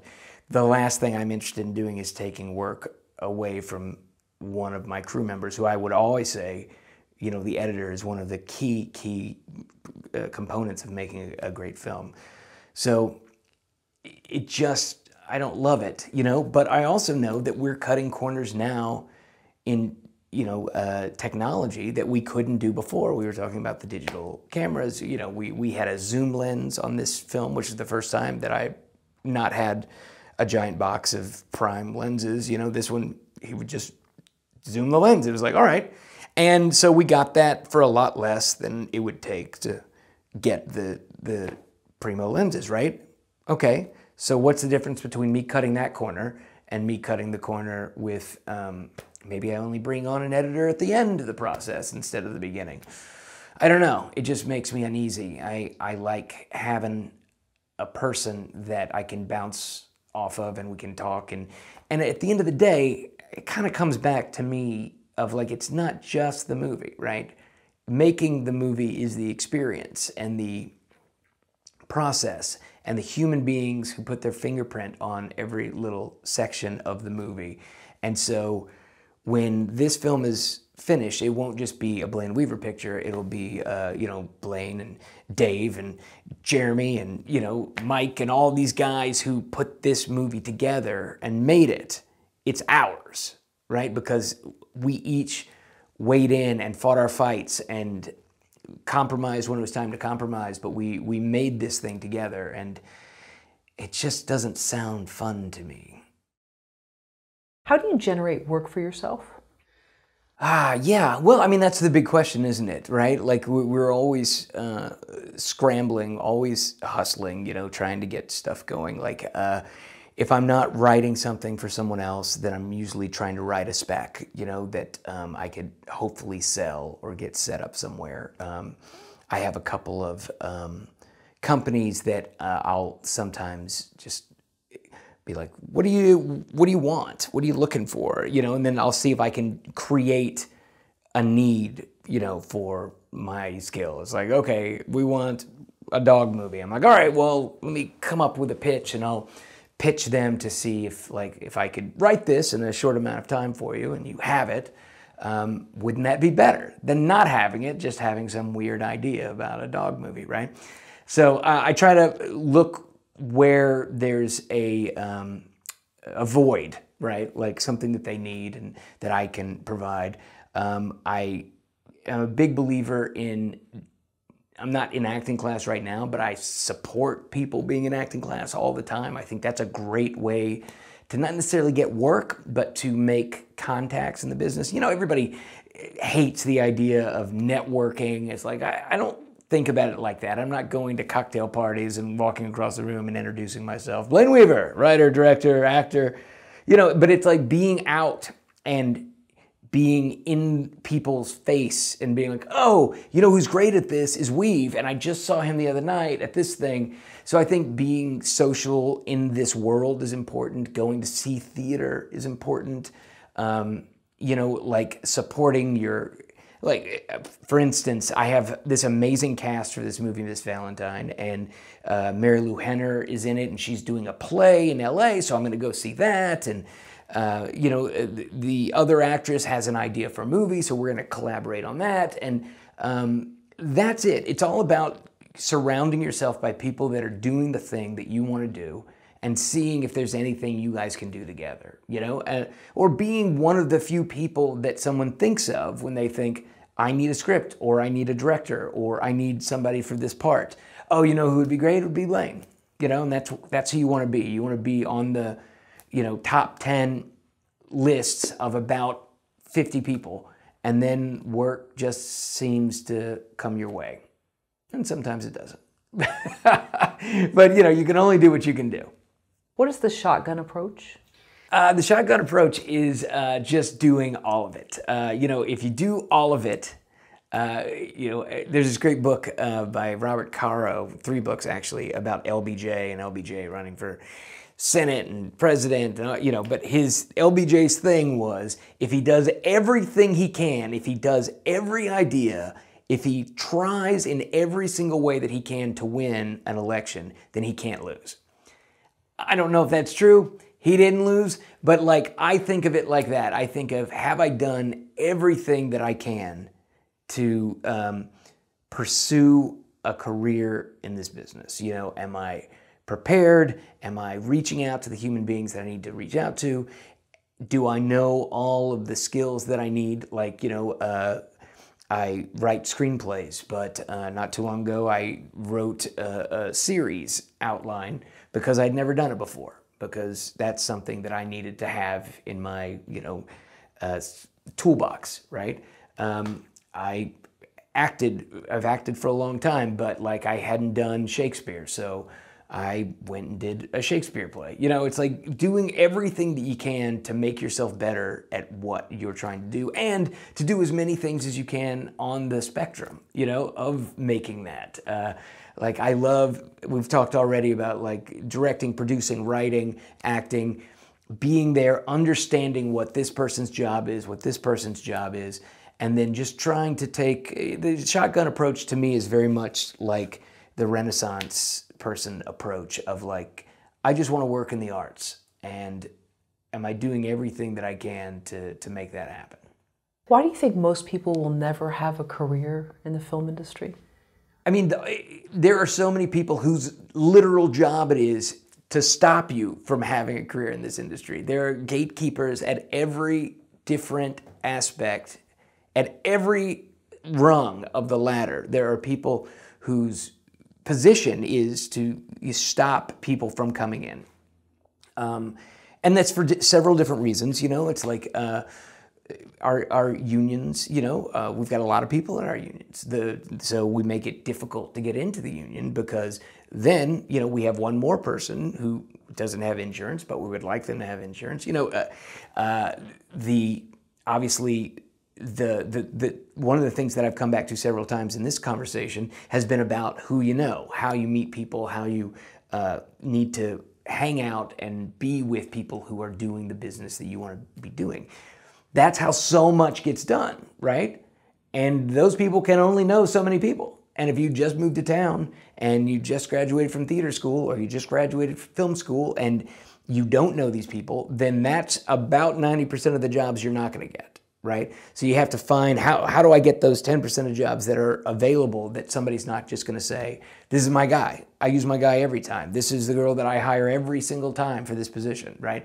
At least that's what I do. I love the loyalty thing, because not just because I'm helping them. I love giving people that I respect work, but I know what I'm going to get. I know that they're going to do a level of job that I need and I appreciate. So why go out and get someone new? So that's another aspect of it. Also, it takes a lot of time in order to meet those people, to get in front of enough people. If you're an actor, you know, I don't think it's crazy to say that it takes 10 years before you actually, you know, can have a legit career that you can continue working, right? 10 years is a long time. A lot of people don't have 10 years to not make a decent wage, you know, to not have health insurance, to, you know, have to drive a not great car because they're living off of their night job, right? Patience, luck, the numerous amount of people who either because it's their job or because it's their nature don't want you to win. There's a lot of that too. You know, there's petty people all over the world, not just in this business, but a lot of them work here. So it's a near impossibility, and that's what makes it so cool. Like, the cool thing is, if, you know, everybody could do it, they would. That's what makes just the people who try so special. It's such a special club of human beings, of people who've like moved to LA or New York or Austin or Nashville or whatever in order to pursue something in the movie world, you know, whether it's acting or composing or any of it. It's so hard. It's so rife with competition. And the people who are the best at this in the world would say, yeah, I'll do a score for a movie. Why not? That sounds like fun. Even those guys, right? Like, we'll look at it and be like, yeah, I'll try that, sure. And then you've just bumped out 200 people who would like to do it. You know what I mean? It's incredibly competitive, but also incredibly fulfilling and worth the fight, you know? It's worth the struggle, because the struggle itself is part of an experience. But yeah, I don't know, like, it works out for some, it doesn't work out for others, but the truth is, I feel like the longer you stick around, the more chance that you have of emerging, because I've been doing this since I was, 16, 15 years old, and I still, when I go out in LA, I still see people that I was in my first acting class with, or did my first job with. I just did this movie, and I cast an actress that I did a commercial with 20 years ago. 20 years ago, I was playing a teenager, and you know, she was playing a parking meter person. It was a Ford Focus commercial, but it was just so random. Of like, we did a commercial together a million years ago, and that's what's cool about this business. It's a small club, and it's not just a small club of the people who succeed, but of those who would even try and stick it out for a little bit. So then there still are gatekeepers, because you hear about with crowdfunding and DSLRs and all this, oh, there's no gatekeepers now, and it's all in our hands. Is that really true?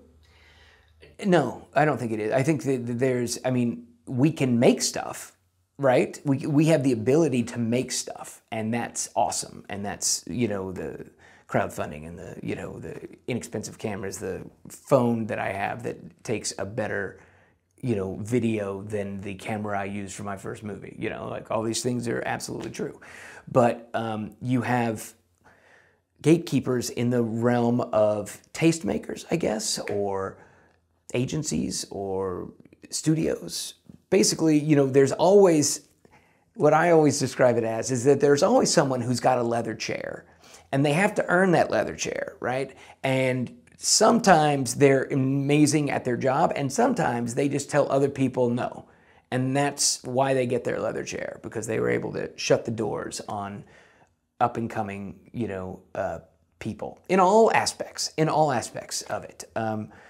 You know, you have talented people who won't recommend other talented people because they don't want you to know that talented person. That's also a type of gatekeeper, I feel like, of people who are like, you know, throwing the not experienced people your way instead of like, oh, here's a great person that, you know, is just as talented as me.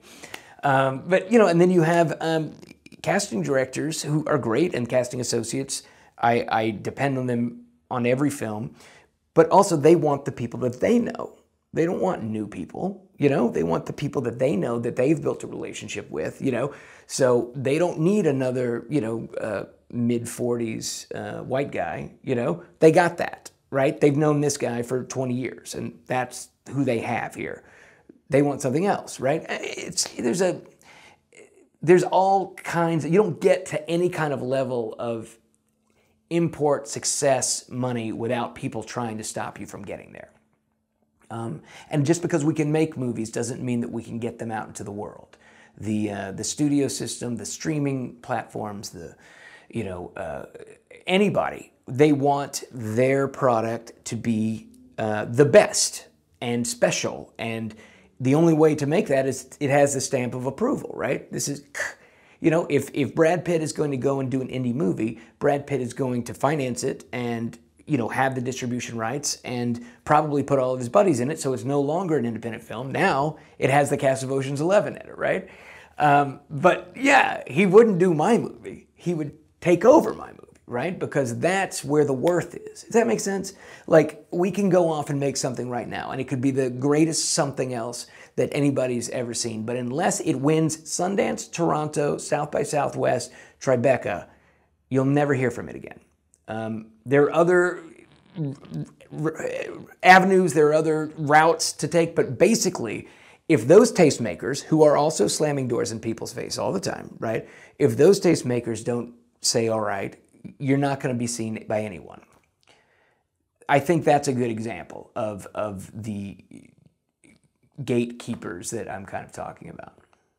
What do you do when you're stuck, when months have gone by and nothing's happening?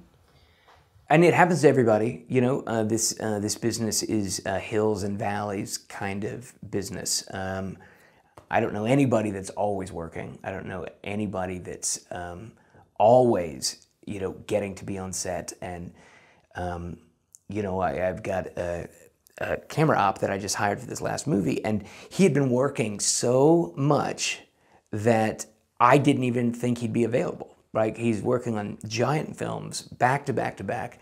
And he called me and he was like, you know, I haven't done anything in 4 months. And I'm like, wow, because I thought all the time he was working, but everybody has these downtimes, everybody has these seasons. I like to think that I work and create when that's happening. When I don't have anybody that's paying me, I like to think that I'm going to write my spec. I'm constantly complaining that I don't have time to write a spec because I'm too busy writing for other people, right? But the only way to really make the big sale or to, you know, get the work that I want to be remembered for, you know, out there is to write a spec. It's just my idea, and then take it to a studio or a production company. But the only time to do that is when the phone's not ringing, because you can't do it when you're working for somebody else. So even in that, there is an opportunity to create and take advantage of the moment. You know, it's just like the year I spent in the crappy apartment. You know, it's like I wasn't acting, I wasn't getting paid to write, but I did some of my best work, and it laid the groundwork for the next 10 years, because those movies that I wrote when nobody would talk to me, right, were the movies that got made that gave me the legitimacy to get hired for other things. How hard is it, though, to create this next best thing when the phone's not ringing and now you're worried? It's the worst. Okay. It's the worst. Like, you can never come up with it, right? It's like you're there and you're like, I have the time. It's like COVID, you know? It's like I had nothing but time to write, and I just kept watching James Bond movies and, you know, just drinking martinis was what I did. But I wasn't writing the Great American Screenplay. I wasn't writing that project that surely I've just been waiting to write that's my own and blah, blah, blah. It's hard, but, you know, that's where it comes back to the discipline. It's like, you have to write even if you're feeling like what you're writing is crap. Even if, like, what you're sitting there with coffee in the morning and you're just like, this is awful. You might have to go through 15, 20, 100 pages of awful before you get back to the point of like, wait, this is what's good about this. I'm scrapping this, I'll do this. But you have to keep writing. And that's the biggest lesson for screenwriters that exists, is that once you get to a certain skill level, pretty much anything you write is going to be not too bad, right? Even if the story's stupid, even if your character isn't driven, even, you know, if it's lacking all of these giant things. I mean, have you seen movies recently? Right? You can turn on one of those movies that were just made for Netflix the last 3 years, and they're lacking giant chunks of stuff that makes movies great, right? But they're written coherently, and, you know, somebody knew what they were doing. So it's like, even if you're writing something that's not turning out the way you want it to and that you think it's bad, it's probably going to be better, or at least as good as most things out there. So at the very least, you've been practicing your skill, right? But also, you're probably writing something that you'll be able to tweak and make better as you go on. That's it. You just got to work through it, which is a terrible, boring thing to do, but it's how I do it. Are you able to put fear aside? Like, okay, the world's falling around me. you know, I may not be able to pay this next month, but man, I feel so inspired right now. Let me create this story. Well, that's my favorite time. My favorite time is where, you know, when I get passionate about my work and I feel like I'm doing a good job, when I feel like I'm in my zone, right? There's no fear. There's nothing but excitement of the challenge coming forth, of your ability to do it. It's excitement and positivity. The rest of the time, I'm racked with fear and insecurities and, you know, all of the words. But you do it knowing that you're gonna, intellectually, that you're gonna get back to that point of feeling elated again. And so that's what you work for. But sometimes you gotta take a day and just be like, all right, I'm gonna feel bad today, and I'll feel better tomorrow. And also, too, being flexible within the industry probably guarantees more work. I hope so. I mean, that's certainly been my point of view, has been trying to do the Renaissance person version of this business. Well, you know, I started as an actor, as a teen actor. I did commercials, I did TV shows, I did, you know, TV movies and whatnot. I did that cowboy movie, and that inspired me to start writing, so I wrote, and then all of a sudden that movie got made and went to Sundance, and so boom, I'm a screenwriter. I'm like, okay, well, I just started writing so I could support my acting career. You know, I wanted to write a part for myself, right? And so I'm just gonna keep doing that. I'm gonna keep writing parts that I think actors will wanna play. And so I did that, and the movie got made. I did not get along with the director. We did not see eye to eye on anything. And so after that movie, I'm like, well, I'd like to direct. You know, I never wanted to direct until I was fighting with a director, you know, and then I'm like, okay, well, this has inspired me to move on to the next thing. So I tried it, and now you know, for a long time I wouldn't take a producer credit because I wanted to be the artist. You know, I'm like, no, I want to be the indie film guy. I don't want to be the suit, right? And then it took me, you know, into my 40s to realize that I was selling myself short, because an experienced producer who has made movies on a budget is something that people will hire. That's another, you know, avenue to go down to get work and to work in this industry. So I've started doing that now, which is great. And I feel like the more you can do, the better it makes you at everything.